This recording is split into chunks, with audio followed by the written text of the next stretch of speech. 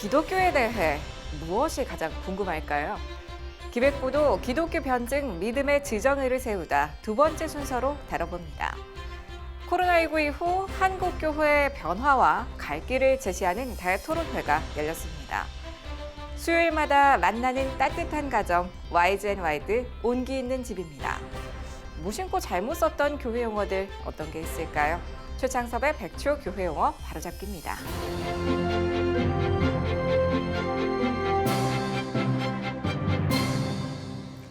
안녕하십니까. 첫 소식은 시즌투데이 기획 기독교 변증 믿음의 지정의를 세우다 두 번째 순서입니다.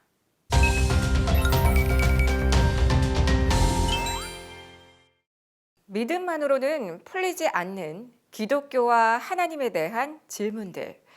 어떤 질문이 있고 어떻게 답할 수 있을까요? 시즌투데이 기획보도 기독교 변증 믿음의 지정의를 세우다 두 번째 순서는 기독교 변증 맛보기입니다. 김현정 기자입니다. 기독교 변증가들은 기독교 변증이 특수한 전문가들의 영역만의 전유물이 아닌 그리스도인 모두에게 하나님이 내리신 명령이라고 말합니다. 학부모들은 자기 자녀를 준비시켜서 세상에 내보내야 되고 교회학교 교사들도 역시 아이들 변증으로 준비시켜서 사회에 나가면 어차피 겪는 그런 문제들인데 교회에서 미리 예방주사를 탁탁 놓고 내보내야 쓰러지지 않을까. 성도들이 6일 동안 살아가야 되는 세상에서 그들이 거칠게 대하는 세상의 모든 도전적인 질문들에 어쩌면 버틸 수 있도록 어쩌면 또 이겨낼 수 있도록 이런 지적인 훈련 과정을 교회가 분명히 해야 되고. 말로 듣기에는 어렵기만 한 기독교 변증. 어떠한 것인지 그 내용 짧게 소개합니다. 기독교 변증 학자들이 가장 많이 받는 질문은 이순신 장군은 구원받았을까입니다. 하나님을 몰랐던 시대의 의인들이 구원을 받을 수 있었을까에 대한 질문입니다. 이 질문에 안환균 소장은 사도행전 17장 30절 말씀을 근거로 들며 이렇게 변증합니다. 알지 못하던 시대에는 하나님이 개역 성경에는 허물지 아니하셨거니와 돼 있고 여기는 오버룩 간과했다. 그 문제는 네 문제가 아니야. 각 나라 중 하나님을 경외하고 의를 행하는 사람은 다 받으시는 줄 내가 알아. 복음이 전해지기 전에도 이런 사람이 있었다는 겁니까? 없었다는 겁니까? 있었다는 거예요. 하나님의 기준으로 해서 하나님을 경외하고 의를 행하는 자는 하나님만 아세요. 인간을 사랑한다면서 왜 선악과를 만들어서 세상에 악과 고통이 생기게 했는가에 대한 질문도 많은 사람이 갖고 있습니다. 여기에 대해서도 명쾌한 답이 제시됩니다. 아담아, 여기 동산 관리지기로 잘 살아. 이렇게만 하고 선악과를 안 만들었다 합시다. 그러면 그냥 이해하고 그냥 그렇게 사는 거예요. 하나님 사랑하는지 뭔지 이런 것들이 내 자유의지를 발동시켜서 자유의지의 탭을 감아서 자유의지가 째깍째깍 돌아가도록 하는 뭔가 계기가 없습니다. 선악과 볼 때마다 하나님이 따먹지 말라 그래서 해서 그 말에 순종해서 하나님을 자발적으로 사랑하는 순종하고 사랑하는 그런 대상으로 삼고 자유의지를 발동시켜가지고 스스로 순종하고 사랑을 고백할 수 있는 존재로 실제로 인간을 만든 세상을 만든 진짜 이유에 해당하는 그 선악과를 만드신 거예요. 기독교에 대한 믿지 않는 사람들의 질문 중에는 왜 기독교만이 다른 종교와 달리 유일한 구원의 길이라고 말하는가가 있습니다. 안 소장은 이에 대해 요한복음 14장 6절을 근거 말씀으로 들면서 설명합니다. 기독교는 여느 종교, 사람이 만든 종교의 하나가 아니라 창조 질서 그 자체다. 창조 질서 그 자체다. 그렇기 때문에 모든 사람이 이미 그 창조 질서대로 살아가고 있다. 진짜 다이아몬드가 꼭 하나 있기 때문에 가짜 다이아몬드들이 있다 그랬어요. 가짜들의 존재 근거는 진짜라는 거죠. 진짜 종교가 꼭 하나 있기 때문에 창조 질서 그 자체로, 창조주 그 자체로 있기 때문에 그것을 찾으려는 인간의 본성에 따라서 사람들이 만든 비슷한 기독교 변증의 과정에 참여하다 보면 복음이 관념적인 좋은 소식만이 아니라 실제 우리 삶에 유용한 이로운 기쁜 소식이라는 것을 알게 된다고 전문가들은 전합니다. 결국 복음은 개인이나 국가에게 아주 유효하다라는 그런 부분. 변화를 원한다고 하면 정말 실질적인 본질적인 발전을 원한다고 하면 복음만이 사람을 바꿀 수 있고 복음만이 그 사회를 올바른 방향으로 이끌어갈 수 있다라고 생각을 합니다. CGN투데이 김현정입니다. 코로나19가 한국 교회에 어떤 변화를 일으키고 있을까요? 한국교회는 무엇을 어떻게 준비해야 하는 걸까요? 그 영향과 갈 길을 모색해보는 대토론회가 열렸습니다. 김현정 기자가 보도합니다. 길어지는 코로나19 문제 속 목회자들은 무엇이 가장 고민일까요? 목회자들은 교인들의 주일 성수 인식 및 소속감 약화를 코로나19 이후에 가장 큰 어려움으로 체감하고 있었습니다. 재정 문제, 다음 세대 교육 문제, 온라인 시스템 구축 어려움 등도 그 뒤를 이었습니다. 코로나19로 현장 예배 참석 교인 수는 코로나 이전보다 5월 기준 60% 수준인데 이는 코로나 종식 이후에도 완전히는 회복되지 못할 것으로 목회자들은 내다보고 있습니다. 평균적으로 교인 10명 중 2명꼴로 감소될 것이라고 목회자들은 예측했습니다.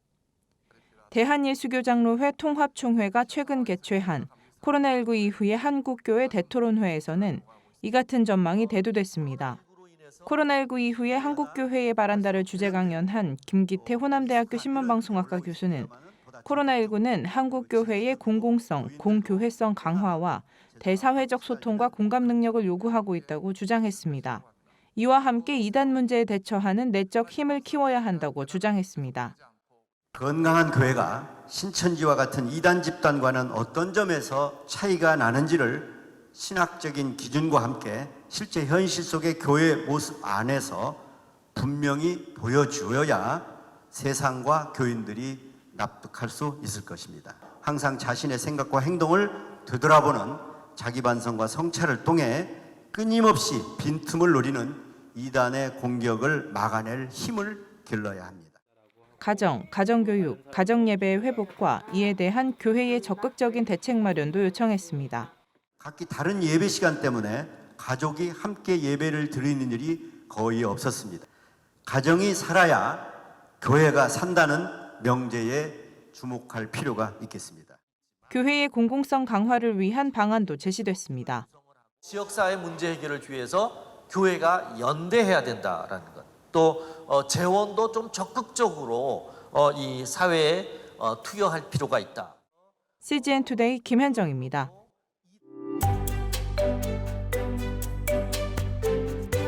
안녕하세요. 저는 4살 난 딸아이를 키우고 있는 워킹맘입니다. 결혼한 지 5년 됐지만 저희는 그럭저럭 잘 살아왔습니다. 결혼하자마자 아이가 생겨 딱히 신혼을 즐길 새가 없었다는 것 외엔 그다지 어려운 일 없이 잘 지내왔습니다. 아이는 어린이집과 시댁에서 돌봐주셔서 직장을 다니는데 어려움도 없었고요. 그런데 이번 코로나 사태로 남편과 저는 집에서 재택근무하는 날이 많아졌고 종일 붙어 있다 보니 싸울 일도 많아졌습니다. 아이는 어린이집에도 부모님 댁에도 보내지 못한 채 데리고 있다 보니 스트레스가 이만저만이 아니었습니다. 집에 있지만 여전히 해야 할 업무가 있는데 때가 되면 밥 찾는 남편, 놀아달라는 아이 사이에서 울고만 싶습니다. 종일 집에 있으면서 몰랐던 남편에 대해 알게 되고 실망을 하기도 하고 이런 사람과 평생 살아야 한다는 걱정에 그만 결혼을 포기하고 싶다는 생각도 해보게 됩니다. 어떻게 하면 좋을까요? 네, 사실 이 코로나 이 바이러스가 우리에게 참 많은 교훈들을 주는 것 같아요. 가정이 얼마나 소중한 곳인가. 그러니까 좋은 사람들은 더 좋아지고 또 조금 감정적으로 문제가 있든가 또 관계가 어려운 분들은 더 어려워지는 그런 현상을 갖고 왔는데 이제 왜 그럴까?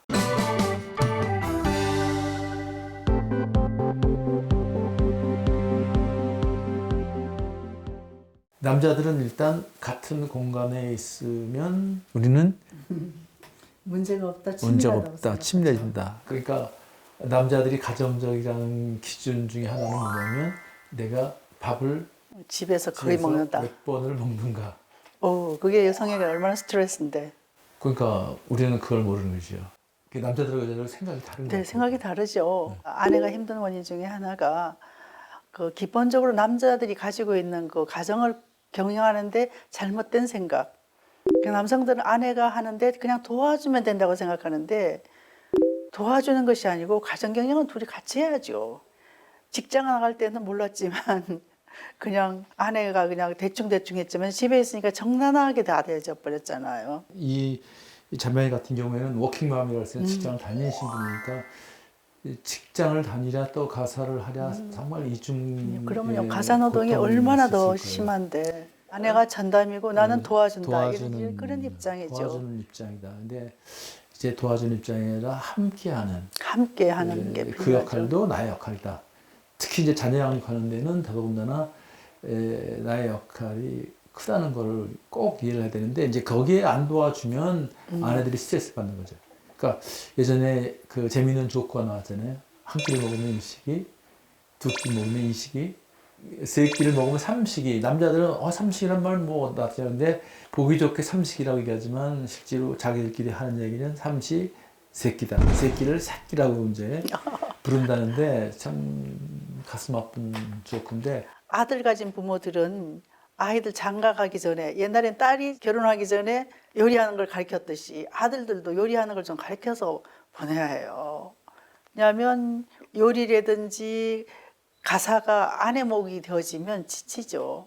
그래서 이제 그 가사 활동에 좀 적극적으로 우리 남편들이 좀 참여해줬으면 좋겠다. 도와주는 것이 아니고 주도적으로 네. 같이 해줬으면 좋겠다는 거죠. 그리고 또 하나는 이제 그 소통이 안 돼서 사실 답답한 거거든요. 그래서 소통할 때 아내가 무슨 얘기를 하면 좀 잘 자기만의 동굴 속에 있지 말고 남자들은 이제 이런 게 아이고 난 한번 푹 쉬자 하고 이제 이렇게 쉬는 분도 있고 또 일 때문에 일하는 분도 있고 많은데 일단 재택근무를 하면 그 시간 아내와 소통하는 시간을. 근데 소통의 핵심은 들어주는 거거든요.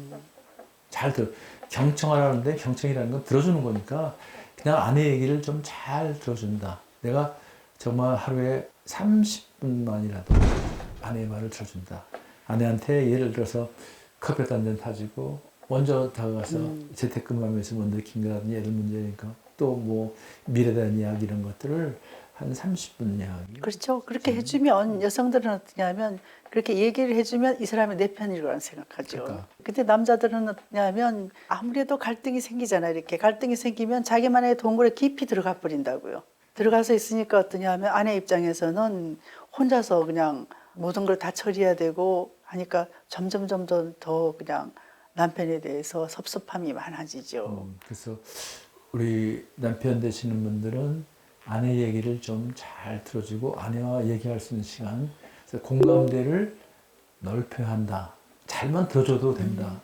그 이야기를 해가지고 예, 그렇죠. 하고 싶습니다. 그것만 잘해도 어떠냐면 같이 있는 온 가족이 행복한 비결의 첫 번이죠. 하나됨을 좀 확인하는 시간으로서 함께 대화의 장에 주도적으로 참여해주면 아내로부터 이런 소리를 받지 않고 오히려 집에 있어서 더 행복해지는 더 집안이 그렇죠. 관계가 풍성해지겠죠. 그런 일이 있죠. 저는 아주 확신합니다. 남편이 돌아오면 온 가족이 긴장을 합니다. 그러니까 우리 집에는 웃음이 없습니다. 이런 이야기들이 나오거든요. 왜 그럴까?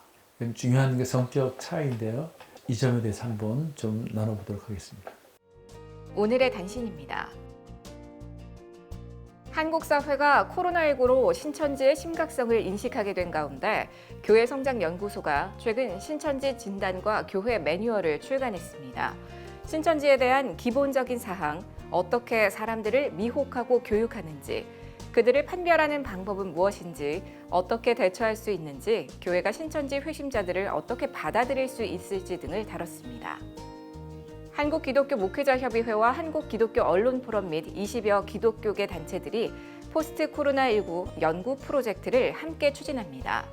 목회자, 신학자, 사회학자 등 분야별 전문가들이 참여한 이번 프로젝트는 연구 결과를 바탕으로 한국교회 위기관리 매뉴얼을 내년 3월 발간을 목표로 진행됩니다. 브라질 상파울루 동성애 축제가 코로나19로 취소됐다고 전해졌습니다. 1997년 시작해 올해로 24회째를 맞은 상파울루 동성애 축제는 애초 현지 시간 14일에 열릴 예정이었으나 코로나19의 빠른 확산 때문에 취소되고 온라인 행사와 조명 공연으로 대체됐습니다. 정의당 차별금지법 추진위원회가 최근 국회에서 기자회견을 열고 한국교회가 강하게 반대하고 있는 포괄적 차별금지법을 제정하겠다는 의지를 천명했습니다. 정의당은 21대 국회는 지금 당장 포괄적 차별금지법 제정을 위해 함께해야 한다. 포괄적 차별금지법은 개인이 가진 정체성, 사회적 신분, 개인의 상황 등을 이유로 차별받지 않도록 하는 것, 차별하고 혐오하는 행위 시정, 피해자 구제 방안을 포함하는 법이라고 강조했습니다.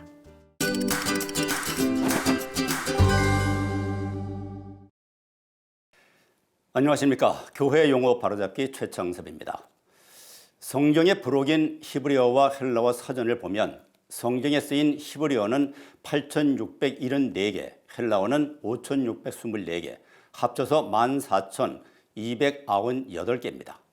그래서 일상생활에서는 성경에 쓴 단어가 아니라도 사용해야 합니다. 그러나 신앙에 관련된 단어를 사용하거나 새로운 말을 만들어 쓸 때는 좀 더 심사숙고해야 할 필요가 있습니다.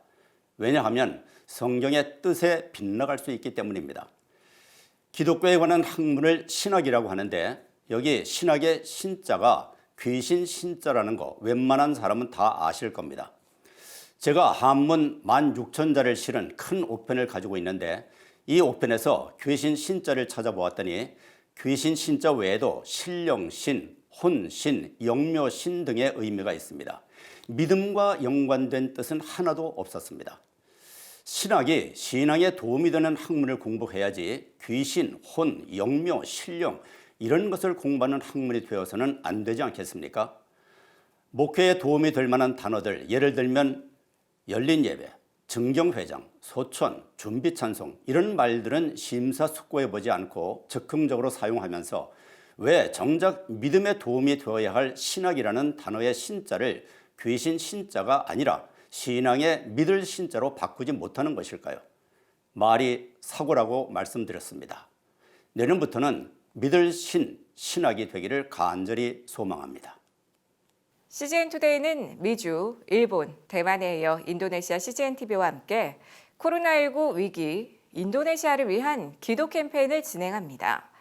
인도네시아 현지에서 전해온 인도네시아 교회협의회 고마루 굴통 총회장의 영상 기도 편지로 오늘의 CGN투데이는 인사드립니다.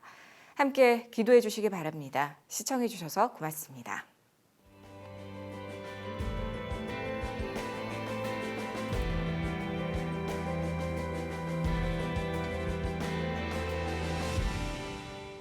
Salam sejahtera buat kita semua. Saya Pendeta Gomar Gultom, Ketua Umum Persekutuan Gereja-Gereja di Indonesia. Saya ingin berbagi tentang pengalaman Indonesia menghadapi COVID-19. Indonesia sama seperti negara-negara lain di dunia juga mengalami begitu banyak masalah terkait dengan COVID ini. Hingga saat ini Indonesia sangat mengalami kekurangan alat-alat kesehatan seperti ventilator, alat pelindung diri para medis, masker dan lain sebagainya. Akibatnya pemerintah memang menetapkan pembatasan sosial berskala besar di mana setiap orang diharapkan bekerja, belajar dan beribadah dari rumah. Segala bentuk kerumunan dihindari, perjalanan dibatasi. Nah, akibat dari PSBB ini, problem pertama adalah banyak yang di PHK, 2 juta sudah buruh yang di PHK, belum lagi jutaan pekerja informal yang kehilangan mata pencaharian. Di samping itu orang tinggal di rumah terus-menerus juga membuat stres tersendiri. Ketidakpastian kapan ini akan berakhir juga membuat kegalauan di berbagai tempat. Hubungan keluarga juga banyak menjadi retak, kekerasan dalam rumah tangga meningkat, angka perceraian juga meningkat. Ini semua membutuhkan doa kita.